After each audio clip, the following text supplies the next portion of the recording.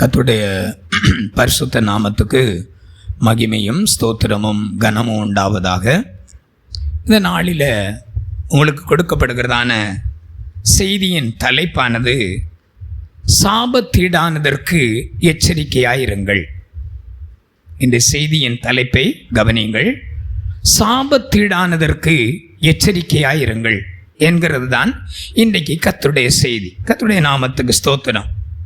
விசேஷமாக கர்த்தருடைய பந்தியில் கலந்து கொள்ள போகிறதான கர்த்தருடைய பிள்ளைகளுக்கு இந்த வார்த்தை ஒரு எச்சரிக்கையாகவே இருக்கும். நீங்கள் ஒரு சரியான சுத்திகரிப்பு இல்லாவிட்டால், ஒரு சரியான உறுதி இல்லாவிட்டால், நீங்கள் ஞானஸ்நானம் எடுத்திருக்கலாம், ஆனால் கர்த்தருடைய சரீரத்தை குறித்து உங்களுக்கு ஒரு தெளிவு இல்லாவிட்டால் என்ன நடக்கும் என்று கேட்டீர்கள் என்றால், நீங்கள் ஒருவிட கர்த்தருடைய பந்தியில் கலந்து கொள்ளலாம். நீங்கள் சரியான ஒரு தீர்மானத்தோடு, சரியான ஒரு பரிசுத்தத்தோடு, உள்ளான ஒரு உறுதியோடு எடுக்காவிட்டால், பைபிளில் இருக்கு, உங்களுக்கு அடிக்கடி வியாதி வரும். பைபிளில் இருக்கு வசனம். பலவீனங்கள் உங்களை அடிக்கடி தாக்கிட்டே இருக்கும். மரணமும் நேரிடும். எப்படி சொல்றீங்க பாஸ்டர்? இந்த சரீரத்தை எவன் அபாத்திரமாய், நான் சொல்லி தாழ்மையா சொல்லுவேன், ஆனால் நம்ம அனுபவிக்கணும். மற்றதை சொல்லிட்டே இருக்கோம், பலதை சொல்லிட்டு இருக்கிறதுக்கு கஷ்டமா இருக்கு. நம்ம அனுபவிக்கணும். நம்ம உண்மையாக இன்றைக்கு கர்த்தருடைய பந்தியா இருக்குமானால், சபையில் உள்ளதான விசுவாசிகள் கர்த்தருடைய பந்தியில் இருக்கிறவர்கள் அதற்கு முந்தின நாள் உபவாச ஜெபத்தில் கலந்து கொண்டு தங்களை வேத வசனத்தோடு ஆராய்ந்து பார்த்து நீங்கள் இந்த பந்தியில் புசிப்பதுதான் உண்மையான கர்த்தருடைய திருவிருந்து. மற்ற எந்த நாட்களை காட்டிலும் நீங்கள் பரிசுத்த பந்தியில அதற்கு தான் சொல்லி வைத்திருக்கிறாங்க பரிசுத்தவான்கள். நானும் முந்தின நாட்கள் இருந்த சபையிலே அனுபவித்திருக்கிறேன். ஆயத்த கூட்டம் என்று சொல்லி பாஸ்டர் சாம் சுந்தரை அங்க எழுதி போட்டிருப்பாங்க போர்டில். நாளை திருவிருந்து, அதற்கு முந்தின நாள் ஆயத்த கூட்டம் என்பதாக போர்டு. இன்னைக்கு நமக்கு அப்படி இல்லை, சும்மா வர்றாங்க, அப்படியே திருவிருந்து எடுத்துட்டு போறாங்க. அதனால தான் உங்ககிட்ட வியாதி, அதனால தான் உன்னை பலவீனம் தாக்கிட்டு இருக்கு. அதுல உனக்கு குடும்பத்தில் ஒரு சமாதானம் இல்லை, ஒரு ஆசீர்வாதம் இல்லை. ஒருவன் தன்னை விட்டு இவைகளை சுத்திகரித்து கொண்டால் அவன் எஜமானனுக்கு ஏற்றதும் ஒரு நல்ல பாத்திரமாய் இருப்பான் என்று தீமோத்தேயுக்கு அப்போஸ்தலனாகிய பவுல் எழுதி நிரூபிக்கிறார். கர்த்தருடைய நாமத்துக்கு ஸ்தோத்திரம். உங்களை நீங்கள் இப்பவும் சொல்லிக் கொடுக்கிறேன், நீங்க எடுக்க போறது கர்த்தருடைய பந்தி, கர்த்தருடைய சரீரம், அவருடைய ரத்தம். விளையாடுறீங்க எதுலையோ, கர்த்தருடைய சரீரம் என்னதென்று நிதானித்து அறியாததுனால நீங்க டக்குன்னு வர்றீங்க, எடுத்துட்டு போறீங்க. இதுக்கு ஒரு சரியான சுத்திகரிப்பு இல்லாவிட்டால், ஆண்டவர் சொன்னார் யோசுவாவை பார்த்து, இன்று உங்களை பரிசுத்தம் பண்ணிக்கொள்ளுங்கள், நாளைக்கு நான் உங்கள் நடுவில் அற்புதம் செய்வேன் என்று சொல்லப்பட்டிருக்கிறது.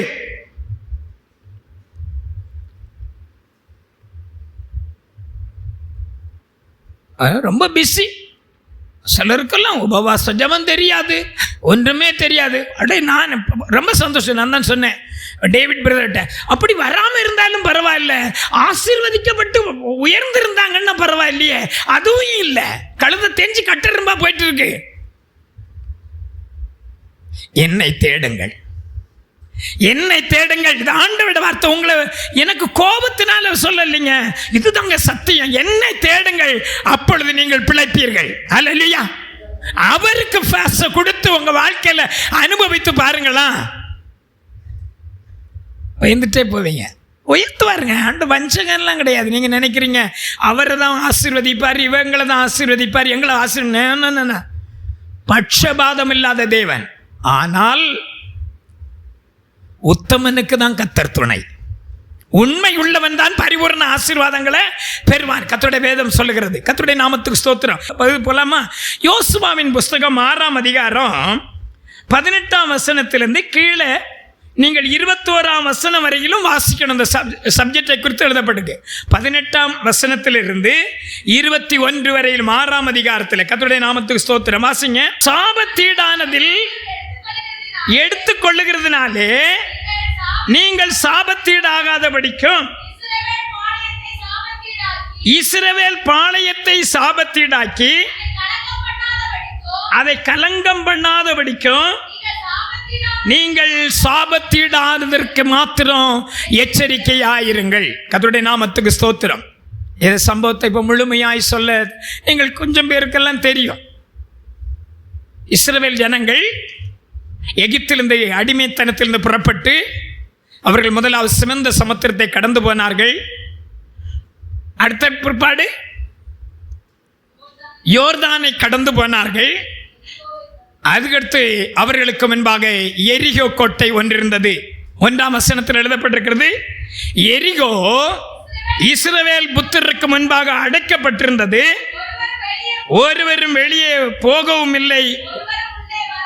கர்த்தருடைய நாமத்துக்கு மகிமை உண்டாவதாக. இஸ்ரவேல் ஜனங்களுக்கு பிரயாணத்தில் அவங்க போகும்பொழுது பிரயாணத்துக்கு தடையாக எரிகோ கோட்டை இருந்தது.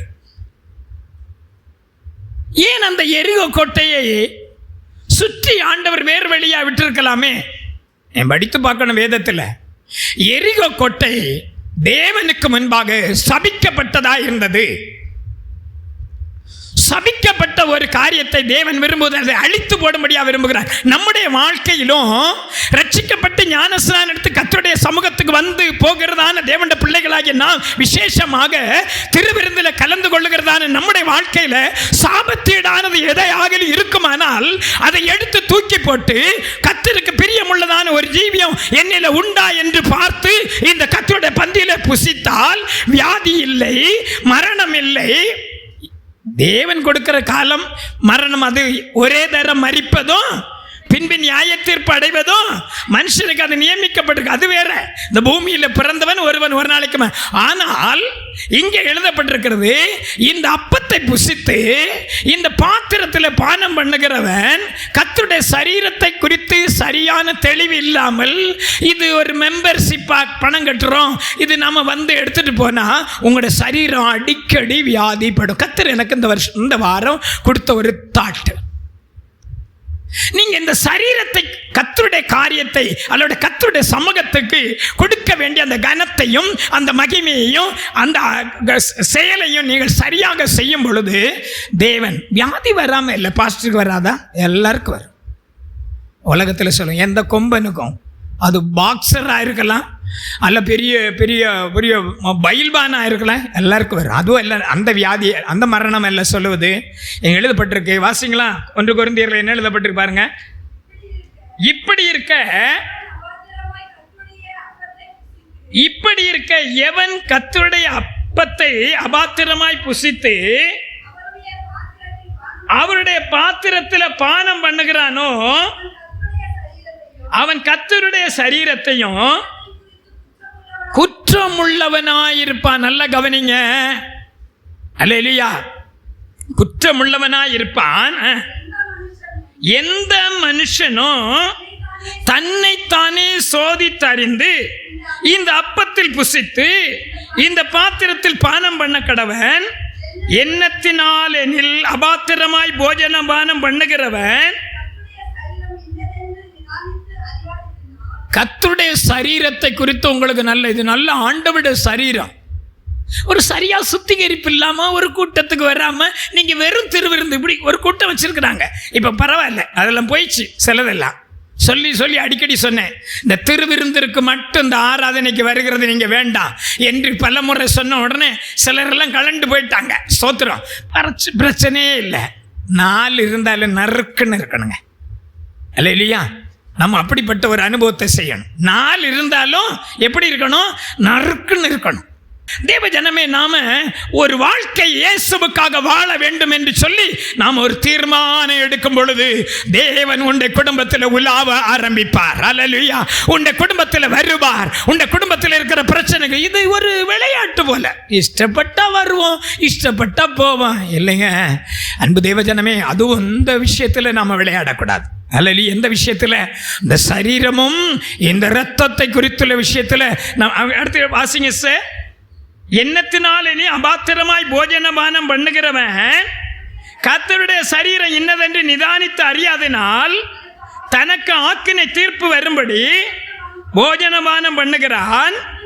இது நிமித்தம் நல்ல கவனிங்க, சரியான ஒரு தீர்மானம். வியாதி வராதான்னு கேட்டுறாதீங்க. நிமித்தம் உங்களில் அநேகர் பலவீனராயிருக்கிறாங்க, வியாதி உள்ளவர்களாயிருக்கிறாங்க, அநேகர் நித்திரை அடைந்திருக்கிறார்கள். நம்மை நாமே, நல்ல கவனிங்க, ஆண்டவரோட வார்த்தை, அந்த சரீரத்தையும் இரத்தத்தையும் நாம புசிக்கிறதுக்கு முன்ன நம்மை நாமே நிதானித்து அறிந்தால் நாம் நியாயம் தீர்க்கப்படும். நாம் நியாயம் தீர்க்கப்படும் போது உலகத்தோடு ஆக்கினைக்குள்ளாக தீர்க்கதாபடிக்கு கர்த்தரால் சிட்சிக்கப்படுகிறோம். கர்த்தருடைய பரிசுத்த நாமத்துக்கு மகிமையும் ஸ்தோத்திரமும் கனமும் உண்டாவதாக. ஏன் அந்த எரிகோ கோட்டை வழியா அவங்கள விட்டீங்க போகாம வேறு வழியா இல்ல? கர்த்தர் சொன்னார், அந்த எரிகோ கோட்டை சபிக்கப்பட்டிருந்தது. அல்லேலூயா சொல்லுங்களா. அந்த சபிக்கப்பட்டதை தேவன் உடைத்தெறிய விரும்பினார். ஒரு அல்லேலூயா சொல்லுவோமா? உன்னுடைய வாழ்க்கையில, என்னுடைய வாழ்க்கையில கர்த்தருக்கு பிரியமில்லாத சாபத்தீடான காரியங்கள் எனக்குள்ளேயும் உங்களுக்குள்ளேயும் இருக்குமானால் உடைத்து எறிவது நல்லது. கர்த்தர் நமக்கு கிருபை செய்வாராக. ஆமென். அல்லேலூயா. புரியல உங்களுக்கு? அதை தூக்கி போடணும். ஆண்டவரே, முன்னெல்லாம் அடிக்கடி ஜெபிப்பார் அந்த மனுஷன். ஆண்டவரே, நாங்கள் விட்டு விட வேண்டியதை விட்டு பற்றி கொள்ள வேண்டியதை பிடிக்கத்தக்கதாக எங்களுக்கு உதவி செய்யணும். அதுபோல விட்டு விடுறதை விடணும். இங்கே பார்த்தீங்கன்னா ஒரு காரியம், அந்த எரிகோ கோட்டை உங்களுக்கு தெரியும். இஸ்ரவேல் ஜனங்கள் எத்தனை நாள் சுற்றி நடந்தாங்க? 6 நாள் சுற்றி நடந்தாங்க. 7வது நாளில் 7 முறை நடந்தார்கள். 7வது நாளில் கர்த்தர் என்ன செய்தாரு? அவங்களை என்ன செய்ய சொன்னாரு? துதித்து ஆர்ப்பரிக்க சொன்னார். துதித்து ஆர்ப்பரித்த பொழுது 29 அடி அகலம், காம்பவுண்டு சுவருடைய அகலம் நீளம் அல்ல, அகலம் 29 அடி. அதனால தான் அந்த 29 அடி, நம்முடைய சர்ச்சினுடைய அகலம் 30. அதனால தான் அதுக்கு மேல யார் வீடு கட்டி உட்கார்ந்து இருந்தது? ராகாப். அவ்வளவு பெரிய காம்பவுண்ட்ல ராகாப் பெரிய தேவன் துதியினால் அவளை செய்தார். அல்லேலூயா. தேவன் துதியினால உடைத்து எறிந்த பிற்பாடு ஒரு காரியத்தை சொல்லிக் கொடுத்தார். அதுதான் இன்றைக்கு நான் சொல்லிக் கொடுக்கிறேன். சாபத்தீடானதற்கு நீங்கள் எச்சரிக்கையாயிருங்கள் என்று ஆண்டவர் சொல்றார். வாசிங்க. அப்பொழுது ஆண்டவர் சொல்லிக் கொடுக்கிறாரு, அந்த பட்டணத்துக்குள்ள துதி உடைத்து அவங்க உள்ள போயிட்டாங்க. சகலத்தை இப்ப சொல்ல முடியாது. ஆண்டவர் ஒரு வார்த்தை சொல்றாரு, அந்த எரிகோ கோட்டையில் இருக்கிற சாபத்தீடானதை நீங்கள் ஏதாவது எடுத்துக்கொள்ளுகிறதுனாலே நீங்கள் சாபத்தீடாகாதபடிக்கும் இஸ்ரவேல் பாளையத்தை சாபத்தீடாக்கி அதை கலங்க பண்ணாதபடிக்கும் சாபத்தீடானதற்கு மாத்திரம் எச்சரிக்கையாயிருங்கள். கர்த்தருடைய நாமத்துக்கு ஸ்தோத்திரம். இப்ப அவங்க உள்ள போயிட்டாங்க. 2 காரியத்தை சொல்லி கொடுக்கிறார் பாருங்க. அந்த கோட்டைக்குள்ள போயிட்டாங்க இஸ்ரவேல் ஜனங்கள். ஷார்ட்டா சொல்றேன். போன உடனே ஆண்டவர் சொல்றாரு, ஒரு எரிகோ கோட்டை, ஒரு ராஜா, அங்க எவ்வளவு ஜனங்கள் அதெல்லாம் எனக்கு தெரியாது. அங்கே அவங்க நல்லா வாழ்ந்திருக்கிறாங்க. பெரிய இவ்வளவு 29 அடி அகலத்தில் ஒரு கோட்டை இருந்திருக்கு. அதுக்குள்ளே யாரும் என்ன செய்ய முடியாது? போகவும் முடியாது, வெளியே வர முடியாது. அப்படிப்பட்டதான அது எவ்வளவு அளவுன்னு தெரியல, பார்த்தா தெரியும். போட்டு நெட்டில் ஏதோ கேட்ட பார்த்துக்கலாம். அங்கே ஒரு கூட்ட ஜனங்கள் இருந்திருக்காங்க. அவர்களுக்கு போக்குவரத்து, எல்லா விதங்களான பட்சணம், சகல காரியங்களும் அதற்குள்ளேயே இருந்திருக்கு. அதனால தான் அவங்க வெளியே வரல, யாரும் என்ன செய்ய முடியல. அப்படி சகல விதமான, ஒரு வார்த்தை மட்டும் படித்தேன், சகல விதமான வசதிகளோடு கூட இருந்த அந்த பட்டணத்தை தேவன் துதியினால் உடைத்தார். அல்லேலூயா. ஏன் உடைத்தார்? அது தேவனுக்கு பார்வையில் சாபத்தீடாய் இருந்தபடினால் கர்த்தர் உடைத்திருந்தார். கர்த்தருடைய நாமத்துக்கு இன்றைக்கு சொல்லுகிற மறுபடியும், உங்களுடைய வாழ்க்கையில என்னுடைய வாழ்க்கையில சாபத்தீடானதோடு கூட இந்த கர்த்தருடைய பந்தியில் நீங்க இஷ்டம் போல நினைப்பீங்க, கடவுள் என்னங்க பண்றார், திருவிருந்து எடுத்துட்டு போவோம். இல்லைங்க, இந்த இது அப்பம் அவருடைய ரத்தமும் அவருடைய சரீரம், அவருடைய ரத்தமும் சரீரமும் ஒரு நாள் என்னையும் நியாயம் தீர்க்க போகிறது, உங்களை நியாயம் தீர்க்க போகிறது. கர்த்தருடைய நாமத்துக்கு ஸ்தோத்திரம். அல்லேலூயா. சொல்லுவாங்க, பாம்போட என்ன செய்யாத, சொல்லுவோம், கேட்டது இல்லையா நீங்க? டேய், பாம்போட என்ன செய்யாத, விளையாடாத. அப்படிதான் ஒரு மனுஷன் விளையாடினானா? அப்படி பாம்பு அப்படி தன்னை அப்படியே இருக்கிறது போல ஆக்ஷன் பண்ணுவானா? வந்தால எல்லாரும் பார்த்து வேடிக்கை பண்ணுவாங்களாம், சிரிப்பாங்களாம், அப்படி இருந்துச்சு. ஆனால் ஒரு நாளைக்கு என்ன செய்துச்சு, உண்மையாகவே அந்த பாம்பாட்டி என்ன செய்துச்சு, அந்த பாம்பு முடிச்சிச்சு. அப்பவும் வேடிக்கை பார்த்து சிரிச்சாங்களே, என்னன்னா அச்சா இவன் ஆக்ஷன் நான். அதனால சொல்லுவாங்க, அதுபோல கர்த்தருடைய சரீரத்தை குறித்து புசிக்க போகிற நீங்களும் நானும் விளையாடவே வேண்டாம். இது பரிசுத்த ரத்தம், பரிசுத்த சமூகத்தில். உங்களுக்கும் இதே பிரின்சிபல் தான், பாஸ்டருக்கும் இதுதான். நமக்கு விளையாட்டாக போச்சு. கடையில் வாங்கின அப்பம் தானே, பாஸ்டர் எங்கேயோ வாங்கின கிரேப்ஸ் தானே. இல்லைங்க, இந்த எங்கே வாங்கினாலும் இந்த இடத்துக்கு வரும்பொழுது இது சமூகத்து அப்பத்து மேஜையாய் மாற்றப்படுகிறது. இதை புசிக்கிறவனுக்கு, புசிக்கிற நாம சாபத்தீடானதோடு கூட நாம புசிப்போமானால் நமக்கு மரணமும் நேரிடலாம், பலவீனமும் ஏற்படலாம், இன்னொன்று வியாதியும் வரலாம். கர்த்தருடைய நாமத்துக்கு ஸ்தோத்திரம். அருமை. ஏனென்றால் வியாதி வராது அப்படின்னு கேட்டிங்கன்னா பைபிளில் இருக்குங்க. அவன் மாம்சம் அவனுக்குள் இருக்கும் அளவும் யோபில் எழுதப்பட்டிருக்கு, அதற்கு என்ன உண்டு, நோவு உண்டு.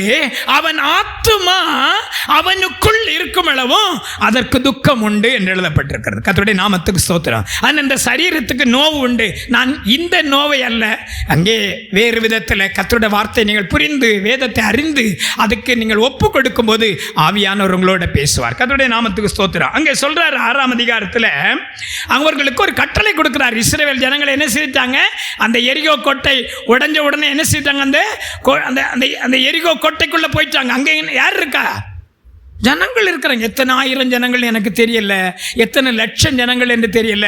ஆனால் கோட்டையுடைய அகலத்தை மட்டும் இன்றைக்கு காலையில் உட்கார்ந்து பார்த்தேன், 29 அடி அகலம். 29 அடி அகலத்தில் அந்த எரிகோ கோட்டை சுற்றிலும் இருக்குமானால் எவ்வளவு சேஃபாக இருந்திருப்பாங்க. அவங்க எல்லா வித வசதிகளோடு இருந்தாங்க. ஆனால் கர்த்தர் இப்போ சொல்லி கொடுக்கிறாரு, இது சபிக்கப்பட்டதான எரிகோ, ஆகையினால இதை நான் உடைத்தறிந்து விட்டேன். இப்போ நீங்க என்ன செய்யணும்னா, உள்ளே பிரவேசித்து சகல வெள்ளியும், 19ஆம் வசனம் பாருங்க, சகல வெள்ளியும் பொன்னும் வெண்கலமும் இரும்பினால் செய்யப்பட்ட பாத்திரங்களும் கர்த்தருக்கு பரிசுத்தமானவைகள், அவைகள் கர்த்தரின் பொக்கிஷத்தில் சேரும் என்றான். அல்லேலூயா. கர்த்தருடைய நாமத்துக்கு ஸ்தோத்திரம். நம்ம வசனங்களோட கொடுக்குறேன், அது உங்களுடைய விருப்பம் இல்லையா? ஆண்டவர் சொல்றாரு, பொண்ணும் என்னுடையது, வெள்ளியும் என்னுடையது. கர்த்தருடைய நாமத்துக்கு ஸ்தோத்திரம். ஆனா அடுத்து ஒரு வசனத்தை சொல்றாரு, இஸ்ரவேல் ஜனங்களுக்கு கொடுக்கிறார் ஆலோசனை. என்ன வாசிங்க, 21ஆம் வசனம் வாசிங்க. சாரி, அது இருக்கட்டும். பட்டணத்தில் அங்க அந்த பட்டணத்துக்குள்ள இருக்கிற வெள்ளியும், ஒரு நிமிஷமா, பட்டணத்துக்குள்ள இருக்கிற வெள்ளியும் பொன்னும் வெண்கலமும் இரும்பும் செய்யப்பட்ட பாத்திரங்கள் எல்லாம் கர்த்தருக்கு பரிசுத்தமானவைகள். அது எங்க வந்து சேரணும், கர்த்தருடைய பொக்கிஷத்துல சேரணும். ஆனா அந்த பட்டணத்துக்குள்ள நீங்க நுழைஞ்ச உடனே அந்த பட்டணத்துல இருக்கிற புருஷரையும், நல்லா கவனிங்க, பட்டணத்தில் இருக்கிற, எனக்கு இன்னைக்கு நேற்று சாயங்காலம் சகோதர ஜபத்தில் இருக்கும்போதே இந்த வசனத்தை தான் கொடுத்துட்டே இருந்தார். ஸ்தோத்திரம். பட்டணத்தில் இருக்கிற புருஷரையும் ஸ்திரீகளையும் வாலிபரையும் கிழவரையும் ஆடு மாடுகளையும் கழுதைகளையும் சகலத்தை என்ன செய்திருங்க, எங்க எழுத்தின்படியாகவே வெட்டி கொன்னாங்க. நல்லா படிச்சு பாருங்க, தெரியும். சரி, நமக்கு என்னங்க இதுல இருக்கு அப்படின்னா, இல்லை நாளை போயின உடனே கழுத்தை பிடிச்சி கொண்டு புருஷனை கொல்றதுக்கு சொல்றாரா பாஸ்டர்? ஒவ்வொன்றா சொல்றேன். இந்த புருஷர்கள் ஏன் எரிக்கப்பட வேண்டும், அழிக்கப்பட வேண்டும்? பாஸ்டர் சொன்னீங்களே ராத்திரி, இன்னைக்கு முடிச்சிட போறாங்க பாஸ்டர் அம்மா நினைச்சிடாதீங்க. புருஷர் என்று அது எழுத்தின்படியாக புருஷரையும், அங்கே பட்டணத்தில் நடந்தது உண்மை, புருஷரையும் ஸ்திரீகளையும் கிழவரையும் வாலிபரையும் ஆடு மாடுகளையும் கழுதைகளையும் டிஸ்ட்ராய்ட் பண்ண அழிக்க சொல்லிட்டார். நம்முடைய ஆவிக்குரிய ஜீவியத்தில் என்ன இந்த புருஷர்கள்? 1 தீமோத்தேயு 2:8 வாசிங்க. நம்ம என்ன அழிக்கணும்? ஆவிக்குரிய பிள்ளைகள் நம்மளை அழிக்கலாம் சொல்லல. அன்றைக்கு எழுத்தின்படியாக தேவன் சொன்னார். இன்றைக்கு அப்போஸ்தலனாகிய பவுல் ஆவியானவருடைய உதவியை கொண்டு நமக்கு கொடுக்கிற ஆலோசனை பாருங்க. 2:8 வாசிங்க. 1 தீமோத்தேயு நல்லா கவனிங்க. அன்றியும் பாஸ்டர், ஐயோ என்ன பாஸ்டர் நீங்களும் ஆம்பளை தானே, எங்களையும் சேர்த்து கொல்ல சொல்றீங்களா அப்படின்னு எல்லாம் நினைச்சிட வேண்டாம். நம்முடைய ஸ்பாவத்தை குறித்து சொல்றார். அல்லேலூயா சொல்லுங்க, அல்லேலூயா. புருஷர்கள் வாசிமா, புருஷர்கள் கோபமும் தர்க்கமும் இல்லாமல் பரிசுத்தமான கைகளை உயர்த்தி எல்லா இடங்களிலேயும் ஜெபம் பண்ண வேண்டும் என்று வேண்டிக் கொள்ளுகிறேன். அல்லேலூயா சொல்லுங்களா, அல்லேலூயா. அடுத்து 3:12 வாசிமா. வசனங்கள் மட்டும் கொடுத்து நேரம் ஆகுது, அதனால தான் வாசிங்க.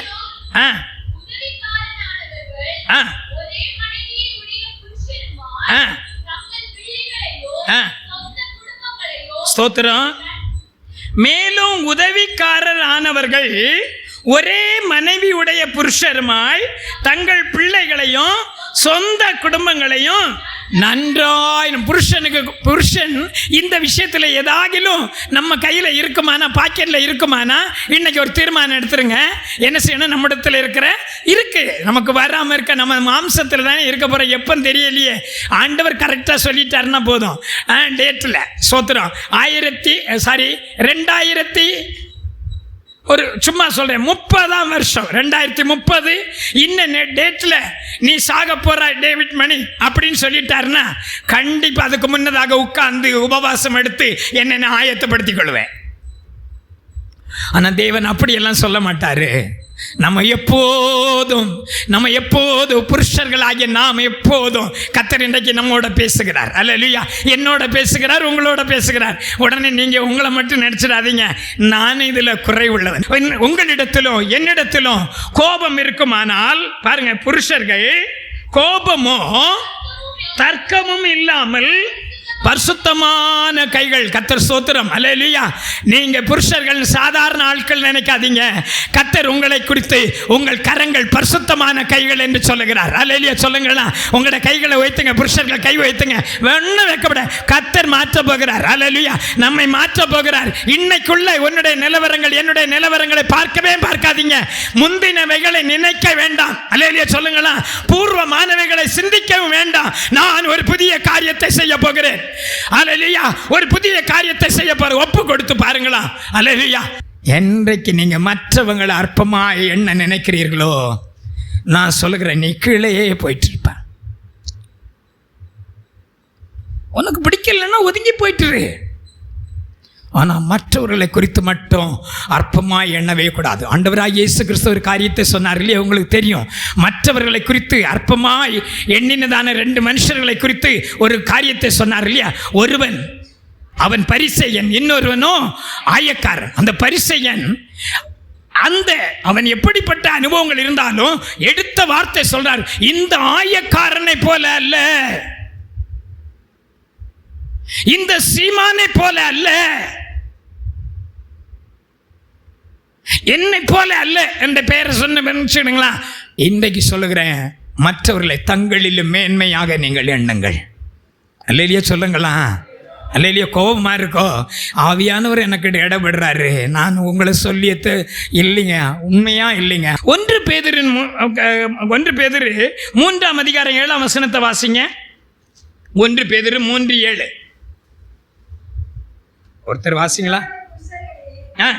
அந்தபடி புருஷர்களே, மனைவியானவள் பலவீனமான பாண்டமாய் இருக்கிறபடியால் உங்கள் ஜெபத்துக்கு தடை வராதபடிக்கு நீங்கள் விவேகத்தோடு அவர்களுடனே வாழ்ந்து உங்களுடனே கூட அவர்களும் நித்திய ஜீவனாகிய கிருபையை சுதந்திரித்துக் கொள்ளுகிறவர்களானபடியினால் அவர்களுக்கு செய்ய வேண்டிய கனத்தை செய்யுங்கள். அல்லேலூயா. இப்போ நிறைய பேருக்கு, அநேகருக்கு ஆரம்பத்தில் என்னன்னு தெரியுங்களா, அதாவது ஆரம்பத்தில் எல்லாம் தங்கமே கண்ணே, ஆனால் இப்போ எப்படி தெரியுமா, மூஞ்ச பார்த்தாலே எனக்கு பிடிக்க மாட்டேங்குது, உன்னை பார்த்தாலே உன்னை ராத்திரியிலேயே அம்மியை எடுத்து தூக்கி புருஷனே உன் தலையில கல் எடுத்து போடலாம் போல இருக்கு, மனைவியே உன்னை இல்லைங்க. அன்னைக்கு தேனா தெரிஞ்சிச்சு, இப்போ காடியா தெரியுதோ இல்லைங்க. நான் சொல்லுகிறேன், உன்னுடைய ஆதி அன்பில் நீ குறைந்ததுனால தான் அப்படிப்பட்ட காரியங்கள். அல்லேலூயா சொல்லுவோமா? அல்லேலூயா. நேசிக்க ஆரம்பிப்போமா? அல்லேலூயா. அல்லேலூயா. ஸ்தோத்திரம். இப்போ இல்லை, பிறகு கர்த்தருடைய நாமத்துக்கு ஸ்தோத்திரம். அருமை தெய்வ ஜனமே, இந்த நாட்களில் புருஷர்களுக்கு சொல்லி கொடுக்கிறார். அல்லேலூயா. இது ஷார்ட்டாக முடிச்சிடுறேன். ஆனால் நான் காலையில் உட்காந்து பார்த்த வேளையில் புருஷர்களுக்கு எங்கெல்லாமோ கண்காடன்ஸை தேடி பார்த்தா ஷார்ட்டாக தான் வசனம் இருக்கு. ஆனால் ஸ்திரீகள் பார்த்தங்க நீள லிஸ்டாக இருக்கு. ஸ்திரீகளுக்கு கொடுக்கப்படுகிற ஆலோசனை பார்த்தேன், அது இவ்வளவு. நான் பாஸ்டர் மாட்டேன்னு சொன்னேன்னு நினைக்கிறேன், ஞாபகம் இருக்காது, சொன்னனோ நானே ஏமான் பண்ணுறேன். அம்மா, புருஷர்களுக்கு கொஞ்சமாக இருக்கு, உங்களுக்கெல்லாம் நீளமாக இருக்கு, தலைமுடி நீளம் போல. ஸ்தோத்திரம். வாசிங்க, ஸ்திரீகளுக்கு 2ஆம் அதிகாரம் 9ஆம் வசனத்தை வாசிங்க. 1 தீமோத்தேயு 2ஆம் அதிகாரம் 9ஆம் வசனம். ஸ்திரீகள் மயிரை பின்னுதலினாலாவது, பொன்னினாலாவது, முத்துக்களினாலாவது, விலையேற பெற்ற வஸ்திரத்தினாலாவது. என்னங்க பாஸ்டர், குளிக்க கூட மாட்டாங்க, வேண்டான்னு சொல்லுவீங்க போல இருக்குன்னு கேட்டுறாதீங்க. ஆவியானவர் எழுதி வச்சிருக்கிறார், எதுக்குன்னே தெரியல. அல்லேலூயா. தகுதியான வஸ்திரத்தினாலும், ஆமென் சொல்லுங்க, தகுதியான வஸ்திரத்தினாலும், நாணத்தினாலும், தெளிந்த புத்தியினாலும், தேவ பக்தி உள்ளவர்கள் என்று ஸ்திரீகளுக்கு சொல்லிக் கொள்ளுகிற ஸ்திரீகளுக்கு ஏற்றபடி நற்கிரியைகளினாலும் தங்களை அலங்கரிக்க வேண்டும். என்ன பாஸ்டர், இன்னைக்கு மேரேஜ் நடக்குதான்னு கேட்டுறாதீங்க. இல்லையா, எனக்கு ஆவியானவர் கொடுத்தார். சாபத்தீடானதை குறித்து எச்சரிக்கையாருங்கள். இங்கே எழுதப்பட்டிருக்கு, அங்கே சொல்றாரு யோசுவாவின் புஸ்தகத்தில் என்ன சொல்லப்பட்டிருக்கு, பட்டணத்தில் உள்ள ஸ்திரீகளையும் புருஷரையும் வாலிபரையும் கிழவரையும் ஆடு மாடுகளையும் கழுதைகளையும் சகலத்தை என்ன செய்யணும், எல்லாம் வெட்ட சொல்லலைங்க. நான் சொல்றது புருஷர்களே, நம்மிடத்தில் இங்கே வேதத்தில் சொல்லப்பட்ட குறைவீனமான பகுதிகள் எனக்குள்ளேயும் உங்களுக்குள்ளேயும் இருக்குமானால் ஆண்டவருடைய கிருபை கேட்போம். அல்லேலூயா. சில வேளை அப்படித்தான் இருக்கும். அங்கிருந்து வேர்த்து பூத்துட்டு வரும்போது சோத்திரம், வேர்த்து பூத்துட்டு உள்ள வருவார் அந்த ஆளு. அது இல்லை, இது இல்லை, தூக்கி போட்டு சோத்திரம். நம்மிடத்தில் உள்ள அந்த பழைய அனுபவங்களை சோத்திரம், நம்மக்கிட்ட இருந்ததை அந்த முந்தின கிரியைகளை சோத்திரம் இந்த நாளில் நாம் விட்டு, நான் தாழ்மையாக சொல்கிறேன், எதுக்கு சொல்கிறேன்னா, இன்னும் நான் உடனே உருவாகலை, உங்களுக்கு சொல்லிக் கொடுக்கறதுனால இன்றைக்கு புருஷர்களுக்கு சொல்லிக் கொடுக்குறேன். சோத்திரம். என்ன செய்யணும், நம்மிடத்தில் உள்ளதான குறைவுகளை கண்டுபிடித்து நம்முடைய கைகளை உயர்த்த, நமக்கு அப்படிப்பட்ட ஒரு கிருபையை கொடுத்துருக்கிறார். உங்களோட கைகளுக்கு என்ன பேர் கொடுத்துருக்கிறார் ஆண்டவர் சொல்லுங்களா? பயப்படுற போல இருக்கு. நம்மை குறித்து புருஷர்களை பார்த்து சொல்றார் ஆண்டவர், நீங்க உங்களோட பரிசுத்த கைகள் என்று சொல்லி கொடுக்கிறார். ஒரு அல்லேலியா சொல்லுங்களா சகோதரமார்கள், பயப்படுறீங்க. ஸ்தோத்திரம். புரியாட்டாலும் ஒரு அல்லேலியா போடுங்க பிரதர். அல்லேலியா. கர்த்தருடைய நாமத்துக்கு ஸ்தோத்திரம். அடுத்தது அது ஸ்திரீகள் எப்படிப்பட்டவர்களா இருக்கணுமா, இப்படி சில குணங்களை எழுதி என்ன சொல்றாரு பாருங்க, வாசிங்க. அப்ப நான் சொல்றேன், அவங்க மயிரை பின்னக்கூடாதான், பொன்னினால அலங்கரிக்க கூடாதான், முத்துக்களினால அலங்கரிக்க கூடாதான், கூடாதான்? விலையேற பெற்ற வஸ்திரத்தினால தங்களை அலங்கரிக்க கூடாதான்? நான் கேட்குறேன், நானே கேள்வி கேட்டேன் ஆண்டவர்கிட்ட, எதனால தான் அலங்கரிக்கணும்? நான் எழுதி வச்சிருக்கிறேங்க, எதனால தான் அலங்கரிக்கணும்? அப்போ ஆவியானவர் எனக்கு வசனத்தை சொல்லி கொடுத்தார். அதனால தான் சொல்கிறேன், இது நான் படித்தது தான். ஆவியான் சொல்லி தரணுங்க. அந்த சமயத்தில் 1 பேதுருவின் புஸ்தகம் 3ஆம் அதிகாரம் 4ஆம் வசனத்தை பாருன்னு சொன்னார் ஆண்டவர். எனக்கு ஞாபகப்படுத்தினார். வாசிங்க, 1 பேதுரு 3:4. எப்படி சார்? அப்படின்னா என்னதான் அலங்காரம்? இதெல்லாம் பண்ணக்கூடாதான்? அழியாத அலங்கரிப்பா இருக்கிற சாந்தமும் அமைதியுள்ள ஆவியுமாகிய இருதயத்தில் மறைந்திருக்கிற குணமே உங்களுக்கு அலங்காரமாய் இருக்க கடவுது. அதுவே தேவனுடைய பார்வையில் விலையேறப்பட்டது. ஒரு அல்லேலூயா சொல்லுங்களா? அல்லேலூயா, அல்லேலூயா. அப்போ இது என்னன்னு கேட்டா, இந்த அலங்காரம் எல்லாம் என்ன பாஸ்டர், இதெல்லாம் செய்யக்கூடாதுன்னு இருக்கு. அப்போ கர்த்தர் இதெல்லாம் உண்டு பண்ணியிருக்கிறாரு. இருக்கட்டும், ஆவிக்குரிய சிந்தை உள்ளவர்களாகிய தேவனுடைய ஜனங்களுக்கு சொல்றாரு, உங்களுக்கு உங்களுடைய இருதயத்தில் மறைந்திருக்கிற சாந்த குணமே உங்களுக்கு அலங்காரமாக இருக்க கடவுது. இதுவே தேவனுடைய பார்வையில் விலையேறப்பட்டது. அப்போ இப்ப மேல உள்ளதை பாருங்க, அங்க என்ன எழுதப்பட்டிருக்கு? மயிர பின்னிதலானாவது, பொன்னிலானாவது, முத்துக்களினாலாவது விலையேறப்பட்ட வஸ்திரத்தை உடுத்து தங்களை அலங்கரித்து கொண்டு போகிறது. நான் சொல்றேன், இது உலகத்துக்கு விலையேறப்பட்டது. நமக்கு மற்றவங்க புகழுவாங்க, யார் இடுபடுகிறது, யார் கஷ்டப்படுறது? தேவன் அப்படி கேட்கவே இல்லை. திராணிக்கு மேல தேவனே சோதிக்கிறது இல்லை. அன்புக்குரிய தேவஜனமே, உலகத்தின் பார்வையில் நம்ம நடக்க வேண்டாம். தேவனுடைய பார்வையில் ஸ்திரீகள் எப்படிப்பட்டவளா இருக்கணும்? இவைகள் எல்லாம் அவர்கள் எதிர்பார்க்கிற அனுபவம் அல்ல. அல்லேலூயா சொல்லுவோமா? அல்லேலூயா. நீ எப்படி இருக்கணும்? அழியாத அலங்கரிப்பா இருக்கிற சாந்தமும் அமைதலுள்ள ஆவியே உங்களிலும் இருக்க கடவுது. ஒரு அல்லேலூயா சொல்லுங்களா? அல்லேலூயா. அப்படி சொல்றார் பாருங்க, பைபிள்ல எழுதப்பட்டிருக்கு. பூர்வத்திலே, ஒரு அல்லேலூயா சொல்லுங்களா? ஆவியானவர் சொல்றார், பூர்வத்தில் நம்முடைய ஸ்திரீகள் அப்படி இருந்தாங்க. சோத்திரம். அவங்க என்ன சொன்னாங்களா? நான் ஆரம்பத்தில் வந்து சொல்லியிருக்கிறேன், பஸ்ஸில் நானும் பாஸ்டரும் ஏறணும், பா உட்காருனாங்க. என்னடா வா உட்காருனா? யாருன்னு கேட்டா புருஷன். அடேப்பா, எனக்கு கொஞ்ச நாள் ஆயிடுச்சுங்க இந்த கடலூருக்கு வந்து ஜீரணிக்கிறதுக்கு. ஏன் வந்தா பாஸ்டர்? விசிட்டிங் போனதுக்கு. ஏன் வந்தா பாஸ்டர்? அந்த வழியே போயிட்டேன். என்ன பாஸ்டர்? வாங்க ஸ்தோத்திரம். வந்தானோ வரலையோ, எதுக்கு வந்தாலும் வாங்க பாஸ்டர், நல்லா இருக்கீங்களா? பேஷன் பேச்சு. எனத்துக்கு வந்த? ஏன் வந்த?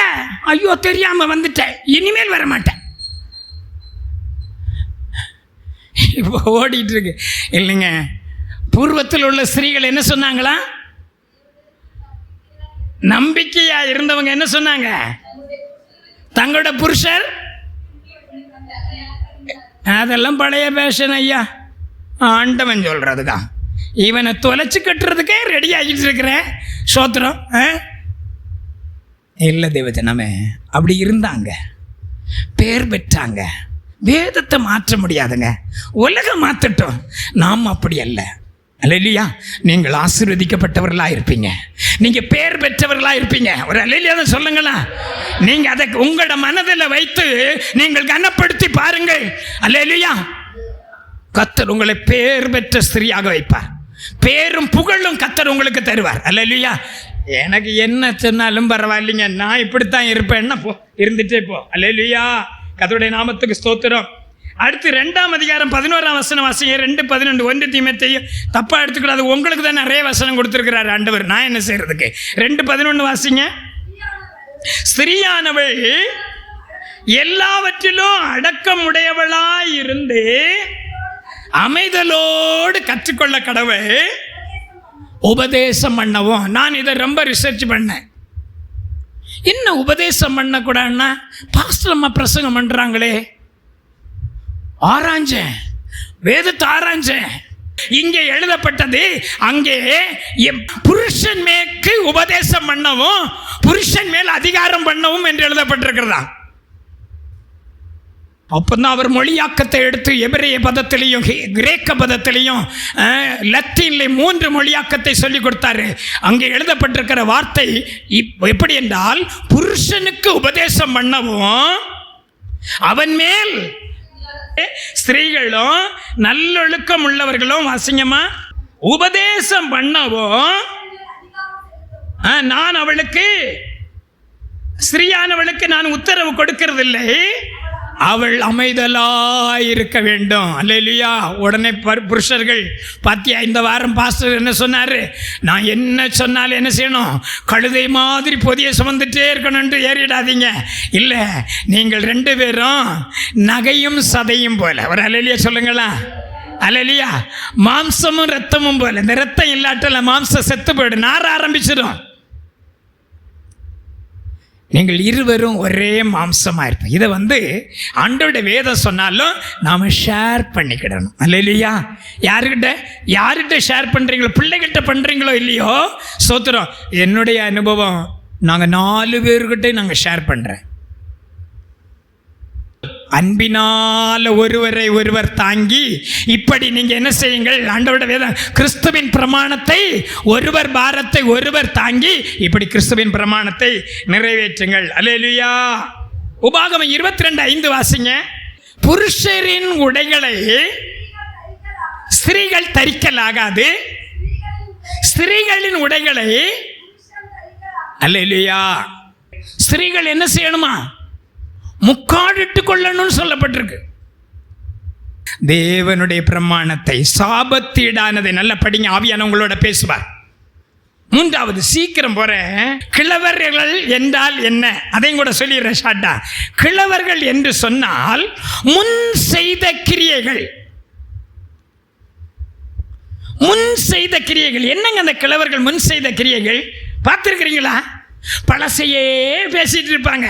இந்த காலத்தில் பசங்களுக்கு மட்டும் என்ன சொல்லக்கூடாது ஏன்னு கேட்டிங்கன்னா, அவங்க என்ன சொல்லுவாங்க, முந்தினதை சொல்லுகிறதுனால அது இல்லை, நான் சொல்லுகிறேன், நான் சொல்லணும், நான் செய்யணும். நம்ம முன் செய்த கிரியைகளை நாம சொல்லிட்டு இருப்பதல்ல, அதை இன்னும் நம்முடைய அனுபவத்தில் இந்த கிழவனை போல முன் செய்த கிரியைகளை சொல்லிட்டு இருக்கிறது இல்லை. ஐ பீயிங் இன் த எக்ஸசைஸ், அதை நானும் பிரயாசப்படணும், நான் செய்து காட்டணும். ஆமீன் சொல்லுவோமா? அதனால கிழவர்களையும் கொல்லணும். என்ன கிழவர்களை கொல்லணும்? இந்த முன்னதையே சொன்னதை சொல்லக்கூடாது, நம்ம அனுபவத்தில் அதை கொண்டு வரணும். வாலிபர்களை எடுப்பான். இதை வசனத்துக்கு பிறகு தர்றேன். கர்த்தருடைய வாலிபர்கள் அங்க எழுதுறாரு, நீங்கள் வாசிங்கம்மா, வாலிபரே ஜெயித்ததினால் உங்களுக்கு எழுதுகிறேன், பிள்ளைகளே எழுதுகிறேன், பிதாக்களே எழுதுகிறேன், பலவான்களா இருக்கிறதுனாலும். அல்லேலூயா. வாலிபர்களே எதை சுட்டரிக்கணும்? வாலிபர்களை கொல்ல இல்லை. வாலிபனே, வாலிபத்தில் உன்னை கர்த்தரை அதிகமாக நேசிக்க விரும்புவாயாக. அல்லேலூயா. இன்றைக்கு இருக்கிற காலங்கள், நான் உங்களோட உரிமையா சொல்றேன், இன்றைக்கு உங்களுக்கு இருக்கிற அந்த பலன் எனக்கு இல்லை. இருந்தது ட்ரைனிங் பீரியட்ல 3 மணி நேரம் நிக்கணும். அப்படி உட்கார்ந்தா உடனே பின்னாடி ஒருத்தர் இருப்பார், போர்டும் கைமாட்டு இருப்பாரு. ட்ரைனிங் சென்டரில் ஒருத்தர் ஏற்படுத்தி வச்சுருப்பாங்க, இப்படி ஒரு பேட் வச்சுருப்பார். உடனே இத்தனை மணிக்கு டேவிட் மணி பிரதர் கீழே உட்கார்ந்தார். அப்போ எல்லாம் என்ன இல்லை, என்ன சொல்லுவாங்க, அங்கிங்க வச்சிருக்கு கேமரா இல்லை, சிசிடிவி கேமரா இல்லை. உடனே முடிந்த உடனே கூப்பிடுவார். 3 மணி நேரத்தில் என்ன செய்துட்ட, உட்கார்ந்தா 10 அதிகாரம் இம்போசிஷன் எழுதணும். அது எழுதி காட்டாட்டா 2:30 மணிக்கு பெல் அடிக்கும் போது சாப்பாடு இல்லை, ட்ரைனிங் பீரியட்ல. அங்கெல்லாம் தாண்டிட்டேங்க, அதெல்லாம் தாங்க. ஒரு நாளைக்கு பாஸ்டர் கேட்டார், தம்பி உனக்கு என்ன கறி பிடிக்கும்? பாஸ்டர் எனக்கு சிக்கன் ரொம்ப பிடிக்கும். ரைட், போய் ஒரு 40 கிலோ கறி வாங்கிட்டு வான்னு ஒரு மரப்பட்டியை தருவாங்க, சைக்கிள் தருவாங்க ட்ரைனிங் பீரியடில் அடையாறில். வந்து கொண்டு கொடுத்த உடனே, தம்பி உங்களுக்கு கறி நல்லா பிடிக்கும், சிக்கன்? ஆமாம். இன்றைக்கு நீங்கள் பாஸ்டிங் எடுங்க. பாஸ்டிங் எடுத்துங்க. எனக்கு வாலிபர்களை பார்த்து சொல்கிறேன், நீங்கள் மற்றவர்களை கம்பேர் பண்ணி முடிவெட்டக்கூடாது, வளர்க்கவும் கூடாது. மற்றவர்களை ஸ்டைலில் நீங்கள் நடக்கவே கூடாது. உங்களை தேவன் தாயின் வயிற்றிலிருந்து உங்களை வேறு பிரித்திருக்கிறார். நான் எழுதி வைத்திருக்கிறேன், வாலிபர்களே, கர்த்தரால் நீங்கள் விசேஷமாக அழைக்கப்பட்டவர்கள். அல்லேலூயா. உங்களுடைய நடக்கை, உங்களுடைய பேச்சு, உங்களுடைய சாட்சி எல்லாம் இன்றைக்கு ஒரு மாதிரியாய் மற்றவர்களுக்கு இருக்குமானால், நீங்கள் இருக்கிற இடங்களில், பூமியின் உயர்ந்த இடங்களில், என் வாலிபர்களை குறித்து ஒரு தீர்க்க தரிசனம் சொல்றேன், கர்த்தர் உங்களை உயர்ந்த இடத்துல வைப்பார். அல்லேலூயா, அல்லேலூயா. நீங்கள் விசேஷிக்கப்பட்டவர்கள். உங்களோட ஸ்டேஜில் நான் இப்படி கர்த்தரை ஆராதிக்கவே இல்லை. நான் தாழ்மையா சொல்றேன். 1 பேதுரு 5ஆம் அதிகாரம் 5ஆம் வசனத்தை வாசிங்க. வாலிபர்களுக்கு சொல்லிக் கொடுக்கிறேன். அந்தபடி இளைஞரே, மூப்பருக்கு கீழ்ப்படியுங்கள். நீங்கள் எல்லாரும் ஒருவருக்கொருவர் கீழ்ப்படிந்து மனத்தாழ்மையை அணிந்து கொள்ளுங்கள். பெருமை உள்ளவர்களுக்கு எண்ணெய் காணாலும் இன்னும் கர்த்தர் உங்களை உயர்த்த போறார். நான் ஒரு தகப்பனாக, ஒரு ஊழியக்காரனாக சொல்றேன், உங்களை பார்த்து சொல்றேன், வாலிபர்களை பார்த்து சொல்றேன், நிச்சயமா உங்களுடைய வேலை ஸ்தலத்தில் கர்த்தர் உயர்த்துவார், உங்களை இன்னும் ஆசீர்வதிப்பார், நிச்சயமா சொல்றேன். ஆனா ஒரு நாளும் பெருமைக்கு இடம் கொடுக்கவே கூடாது. அந்தபடியே வாலிபரே, எப்படி எழுதுகிறாரு? இளைஞரே, மூப்பருக்கு கீழ்ப்படியுங்கள். நீங்கள் எல்லாரும் ஒருவருக்கு கீழ்ப்படிந்து மனத்தாழ்மை அணிந்து கொள்ளுங்கள். கர்த்தருடைய பரிசுத்த நாமத்துக்கு ஸ்தோத்திரம். இங்கே சாபத்தீடானதை என்ன செய்யக்கூடாது? சாபத்தீடானதுக்கு எச்சரிக்கையாயிருங்கள் என்று அங்கே எழுத்தின்படியாக சொல்லி, அங்கே புருஷரையும் ஸ்திரீகளையும் வாலிபரையும் கிழவரையும் ஆடுகளையும் என்ன செய்ய வேண்டும்? அழிக்க வேண்டும், கொல்ல வேண்டும் என்றார். நாம் இந்த புதிய ஏற்பாட்டில் இந்த காரியங்கள் எல்லாம் நம்மளை கொல்லும்படியாக அல்ல, நம்மில் உள்ளதான தேவனுக்கு பிரியமில்லாத காரியங்கள் நமக்குள்ள இருக்குமானால் நாம் இன்றைக்கு பலிபீடத்தில் வைப்போம். அல்லேலூயா, அல்லேலூயா.